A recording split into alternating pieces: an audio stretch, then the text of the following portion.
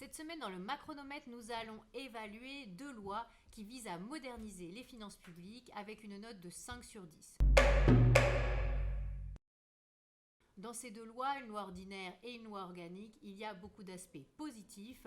C'est par exemple l'idée d'une pluriannualité beaucoup plus importante, votée non pas pour un an mais pour plusieurs années, donc les finances publiques. Il y a aussi l'idée de rapprocher la vision entre loi de finances et loi de financement de la sécurité sociale pour avoir une vision plus globale. L'idée aussi qui est très importante d'avoir un débat tous les ans sur la question de la dette. Qui détient la dette française ? Quelle est sa soutenabilité ? Ça, pour l'instant, on en était totalement privé. Il y a même très peu d'informations auprès du Parlement sur la question de la dette. Quand on est à presque 120% de dette, ça devient urgent d'avoir une vraie séquence parlementaire sur cet aspect. Par ailleurs, il y a aussi l'idée d'avoir un printemps de l'évaluation qui est maintenu, même si ça reste très léger comme organisation. Donc ça, ce sont les points positifs. Dans les points plus négatifs, il y a le fait que le Haut Conseil des finances publiques reste très léger. Il ne peut pas s'autosaisir, il ne peut pas faire ses propres prévisions. Donc par rapport aux organismes comparables en Europe, il est extrêmement faible.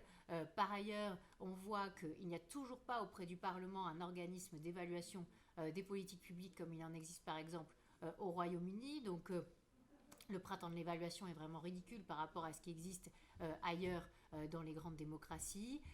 Et puis l'idée aussi qu'il n'y a toujours pas de frein à l'endettement. C'est pourtant ça qui a permis dans les pays du nord de l'Europe d'équilibrer les comptes publics, de ne pas s'endetter pour les dépenses de fonctionnement, mais s'endetter que pour l'investissement, ne pas s'endetter quand on est en croissance. Ce sont des principes de bon sens qui pour l'instant ne sont pas adoptés dans la loi organique, et c'est bien dommage parce qu'il faudrait mettre ça dans la Constitution. L'idée de freiner notre dette doit être au cœur des prochains débats sur les finances publiques.